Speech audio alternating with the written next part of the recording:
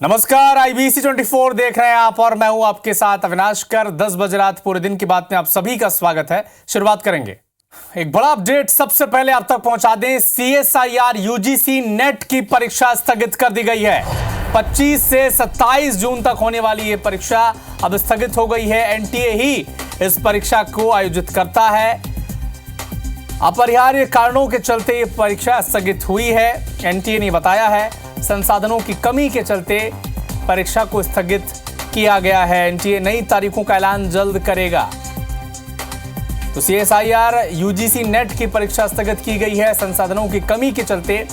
ये परीक्षा जो 25 से 27 जून तक होने वाली थी और NTA ही इस परीक्षा का आयोजन करती है, अब ये स्थगित हो गई है।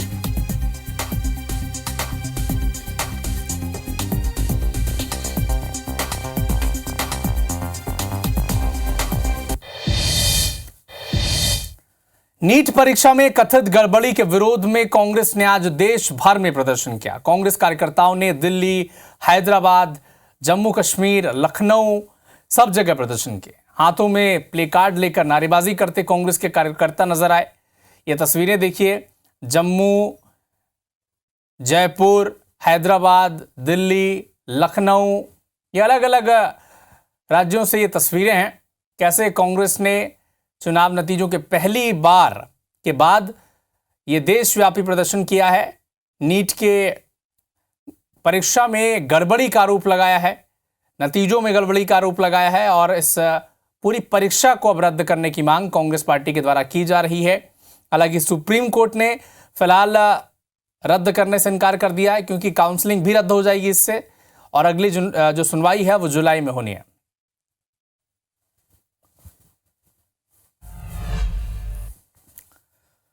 तो नीट परीक्षा में कथित फर्जीवाड़े को लेकर देश भर में विद्यार्थियों के लिए न्याय की मांग आज कांग्रेस पार्टी ने की है। प्रदेशव्यापी प्रदर्शन किया। मध्य प्रदेश की ये 4 तस्वीरें देखिए, भोपाल, जबलपुर, विदिशा, बैतूल, जहां पर भोपाल में कांग्रेस ने रोशनपुरा चौराहे पर धरना प्रदर्शन किया। राज्यसभा सांसद दिग्विजय सिंह, PCC चीफ जीतू पटवारी, पूर्व मंत्री PC शर्मा, कमलेश्वर पटेल, महिला कांग्रेस, यूथ कांग्रेस, NSY, तमाम जो बड़े नेता हैं भोपाल के कांग्रेस पार्टी के, वो वहां पर नजर आए, प्रदर्शन किया, एग्जाम को रद्द करने की मांग की। युवा कांग्रेस के प्रदेश अध्यक्ष मितेंद्र दर्शन सिंह, इन्होंने भी युवा कांग्रेस के जो कार्यकर्ता हैं उनकी अगुवाई की, जबरदस्त प्रदर्शन किया और बैरिकेडिंग तोड़ने की भी कोशिश की कार्यकर्ताओं ने। लेकिन बैतूल और विदिशा में जिला कांग्रेस कमेटी ने माधवगंज पर धरना प्रदर्शन किया। बैतूल में कांग्रेसियों ने राष्ट्रपति के नाम ज्ञापन सौंपा, रैली निकाली, विरोध किया। इस दौरान CM डॉक्टर मोहन यादव का पुतला भी फूंकने की कोशिश की कांग्रेस के कार्यकर्ताओं ने। इसी बीच पुलिस और कांग्रेस के कार्यकर्ताओं के बीच धक्का मुक्की हो गई। जबलपुर में वाटर कैनन का इस्तेमाल किया गया। ये देखिए वो तस्वीरें। तो कैसे ये जबरदस्त प्रदर्शन आज कांग्रेस पार्टी ने किया है मध्य प्रदेश के अलग अलग शहरों में। नीट गड़बड़ी का मामला मेडिकल के छात्रों के साथ खड़ी दिखती कांग्रेस पार्टी नजर आ रही है और इस परीक्षा को रद्द करने की मांग लगातार हर मंच से की है। पूरे देश में प्रदर्शन हुआ। मध्य प्रदेश की कुछ झलकियां आपके सामने।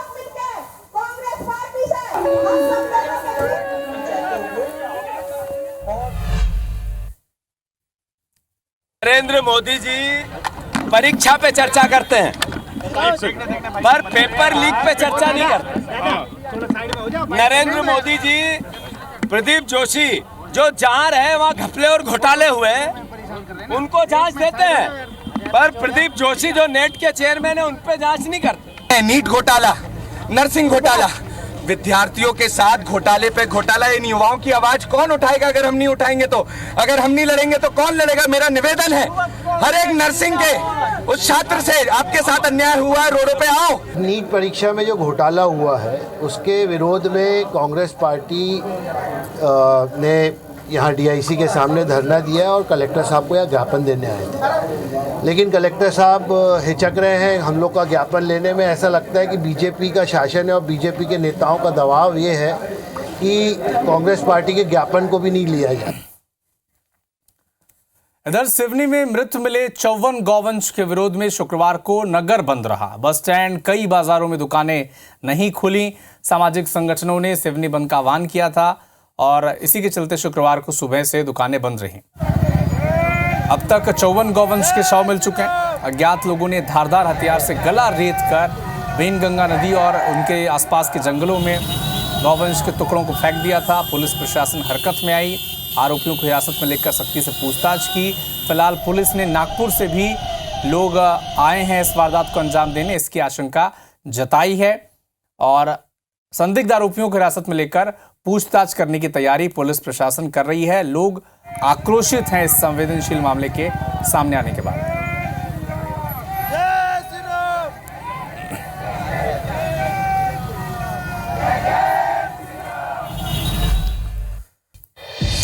छत्तीसगढ़ के बीजापुर में सुरक्षा बलों को एक अहम कामयाबी हाथ लगी।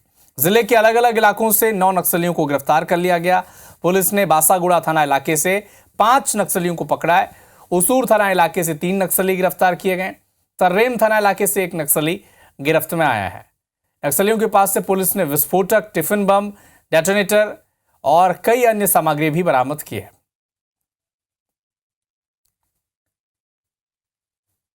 जिले में चलाए जा रहे माओवादी विरोधी अभियान के अंतर्गत अनुभाग आवापल्ली अंतर्गत उसूर रेलवे सदस्य 1 लाख इनामी के सहित 9 माओवादियों की गिरफ्तारी की गई है, जो थाना बासागुड़ा, थाना उसूर और थाना तर्रेम से कार्रवाई की गई है। ये माओवादी रोड खोदने, पुलिस पार्टी पर फायरिंग करने, आईडी लगाने और बैनर पम्पलेट लगाने की घटनाओं में शामिल थे। राजधानी रायपुर से लगे आरंग में 7 जून को महानदी पुल से नीचे गिरकर 2 मुस्लिम युवकों की संदिग्ध मौत हो गई थी। एक अन्य शख्स भी इलाज के दौरान उसकी जान चली गई। इस घटना को लेकर अल्पसंख्यक मुस्लिम समाज में भारी आक्रोश है। गौसिया चौक पर इकट्ठा हुए, सांकेतिक जेल भरो आंदोलन किया, प्रशासन को ज्ञापन भी सौंपा। मुस्लिम समाज ने अपने ज्ञापन में यह आरोप लगाया कि गौ तस्करी की आशंका में अज्ञात लोगों ने ट्रक में सवार 2 युवकों की बेरहमी से पीट कर हत्या कर दी। शव को 60 फीट ऊंचे पुल से नीचे फेंक दिया। आरोप लगाया कि तीसरे युवक को भी बुरी तरह से पीटा गया, जिसके बाद इलाज में के दौरान अस्पताल में उसकी मौत हो गई है। पुलिस मामले में पहले ही एसआईटी गठित कर चुकी है। आरोपियों की गिरफ्तारी अब तक नहीं हो पाई है, इसीलिए मुस्लिम समाज आक्रोशित है, उच्च स्तरीय जांच की मांग कर रहा है। 7 जून के आरंग थाना क्षेत्र में 3 लोगों की निर्मम हत्या कर दी जाती है। ये घटना हिंदुस्तान में अपने आप में पहली घटना है कि 3 लोगों की हत्या हो जाती है और हत्या की धारा नहीं लगाई जाती है। आरोपी अभी तक पुलिस की पकड़ से बाहर है। पुलिस चाहे, छत्तीसगढ़ की पुलिस चाहे 1 घंटे के अंदर इन आरोपियों को सलाखों के पीछे कर सकती है, लेकिन कहीं ना कहीं इनके ऊपर राजनीतिक दबाव है और इस दबाव की वजह से पूरे समाज में आक्रोश है कि अभी तक इनकी गिरफ्तारी नहीं हुई। जो प्रदेश में लगातार घटनाएं होते जा रही हैं, सभी समाज के, जो अल्पसंख्यक समाज है, सतनामी समाज हो गया, बौद्ध समाज हो गया, क्रिश्चियन समाज हो गया, मुस्लिम समाज हो गया, ये सारे समाज अब संगठित होते जा रहे हैं और आज भी इनके प्रतिनिधि जो हैं इस धरने सांकेतिक हमारे जेल भरो आंदोलन में उन्होंने हमारा साथ दिया, समर्थन किया और हमारी अभी बातचीत चल रही है कि प्रदेश स्तर पे, राजधानी पे सारे समाज के लोग जिनके संविधान पे आस्था है, जो संविधान से खिलवाड़ होना बर्दाश्त नहीं कर पा रहे हैं, जिनके साथ ज्यादतियाँ हो रही हैं, वो सारे लोग संगठित होकर, अकेला मुस्लिम समाज नहीं करेगा, सारे लोग संगठित होकर आने वाले समय में यहाँ पे राजधानी में प्रदर्शन किया जाएगा और उसमें यह तय किया गया है कि एक ही दिन, एक ही वक्त पे हम सीएम हाउस का घेराव करेंगे, गृह मंत्री के हाउस का घेराव करेंगे और कलेक्ट्रेट घेराव करेंगे। इनकी मांगे थी कि आरंग वाली घटना पे जल्द गिरफ्तारी हो और उस संबंध में यहाँ पर बातचीत हुई है और उसमें कार्रवाई की जाएगी और की जा रही है। रायपुर से एक बड़ा अपडेट आप तक पहुंचा दें। आबकारी घोटाला आरोपियों की पेशी हुई है। आरोपियों को उत्तर प्रदेश एसटीएफ ने मेरठ कोर्ट में पेश किया है। आरोपी अनवर ढेबर, एपी त्रिपाठी को पेश किया गया है। कोर्ट ने दोनों आरोपियों को 1 जुलाई तक न्यायिक रिमांड पर भेजा है। आरोपियों को यूपी एसटीएफ ट्रांजिट रिमांड पर रायपुर से गिरफ्तार कर मेरठ पहुंची है और अब 1 जुलाई तक न्यायिक रिमांड में रहने के आदेश कोर्ट ने दे दिए हैं।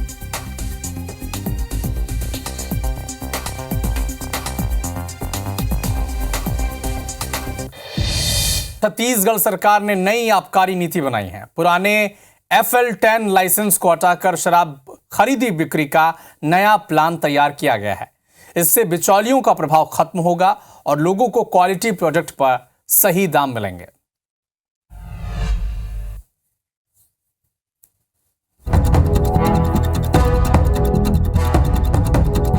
छत्तीसगढ़ के मुख्यमंत्री विष्णुदेव साय करप्शन को लेकर जीरो टॉलरेंस नीति पर काम कर रहे हैं।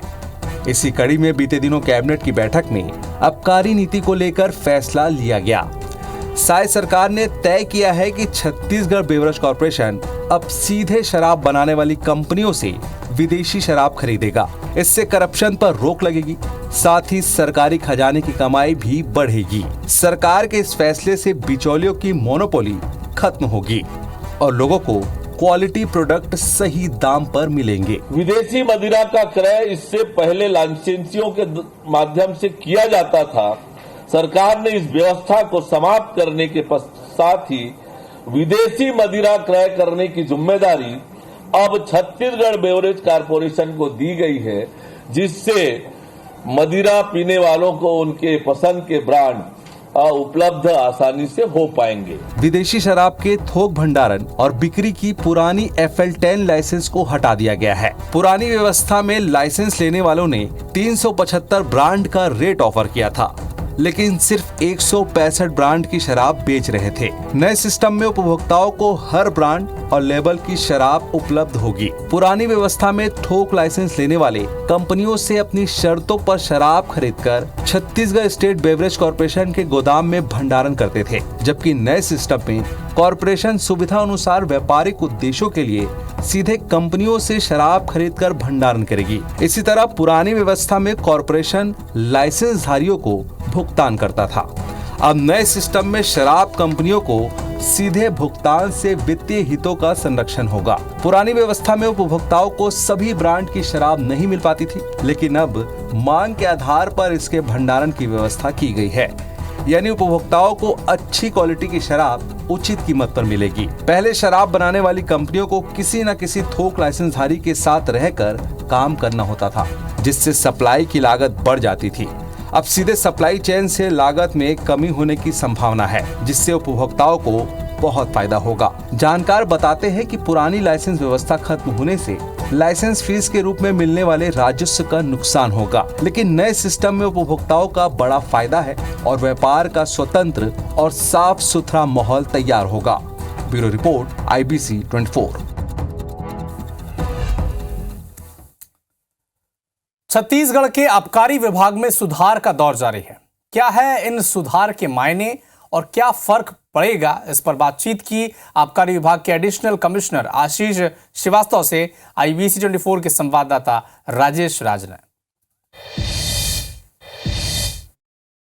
छत्तीसगढ़ के आबकारी विभाग के एडिशनल कमिश्नर आशीष श्रीवास्तव सर हमारे साथ हैं, बातचीत करेंगे। डिपार्टमेंट ने काफ़ी सारे रिफॉर्म्स स्टार्ट किए थे और सबसे इम्पॉर्टेंटली हमने इस पे ध्यान दिया कि हम कितना डिसेंट्रलाइज कर सकें। कंट्री लिकर का प्रोडक्शन जो है स्टेट में 3 डिस्टिलरीज करती थी और इसी कारण से जो कंट्री लिकर जो कंज्यूमर्स को अवेलेबल होता था वो 3 ही लोगों का अवेलेबल होता था और वो भी उनके एक मोनोपोलिस्टिक एरिया में होता था। इस चीज़ को डिसेंट्रलाइज किया गया। सबसे पहले ये किया गया कि कोई भी डिस्टिलर किसी भी जगह पे अपना शराब दे सकता है, तो इससे ये फ़ायदा है कंज्यूमर को एक वैरायटी मिलती है, जिसका क्वालिटी अच्छी होगी उसकी शराब जो है लोगों को पसंद आएगी, वो उसको परचेज़ कर सके।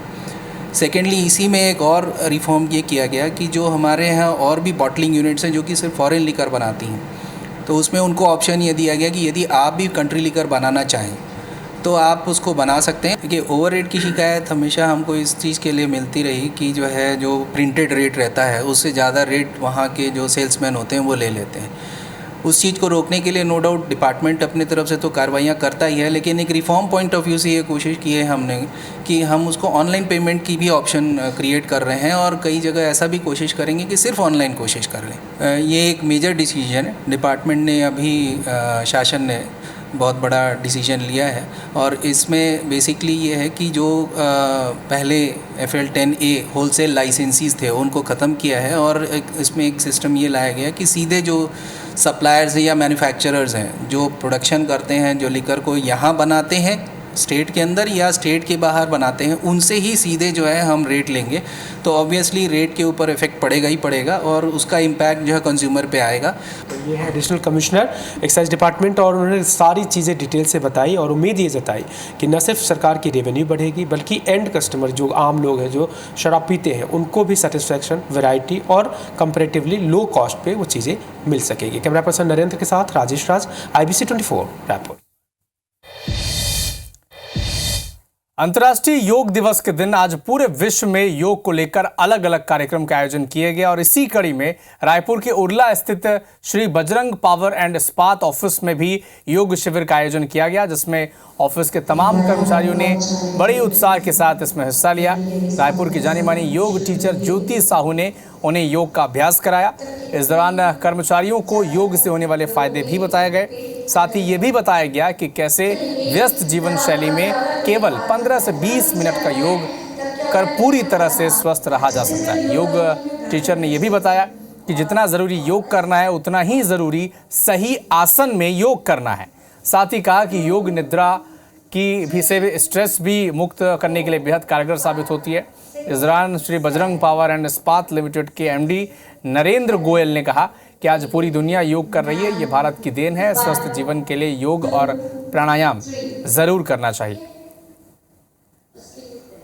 हमारे पूरे विश्व में इस योग का महत्व जाना ही हमारे भारत से है और भारत ने सिखाया है पूरे विश्व को कि स्वस्थ रहने के लिए और अपनी दिनचर्या को व्यवस्थित बनाने के लिए अगर कोई योग अपने जीवन में उतार लेता है तो उससे अच्छी चीज़ कोई नहीं है। हमें अपनी स्वास्थ्य के लिए किसी डॉक्टर के पास जाने की ज़रूरत नहीं है। समय नहीं है लोगों के पास, तो कम समय में आप कैसे कौन सी योगाभ्यास कर सकते हैं ये आज मैंने बताया। जैसे कि सूर्य नमस्कार आप डेली कर लीजिए, समय नहीं है तो 3 कर लीजिए। सारे बिगनर्स होते हैं, जैसे कि मैं बोलती हूँ कि यूट्यूब देख के जो करते हैं तो यूट्यूब देख के ना करें, किसी आप योग गुरु के सानिध्य में जाके योग करें, क्योंकि क्या होता है कि ब्रीदिंग की सही टेक्निक नहीं होती। योग अगर सही टेक्निक से करें तो उतना ही बेनिफिशियल होता है। तो फिलहाल इस बुलेटिन में इतना ही, लेकिन देश और दुनिया के साथ MP और छत्तीसगढ़ के हर अपडेट के लिए आप जुड़े रहिए हमारे साथ। नमस्कार।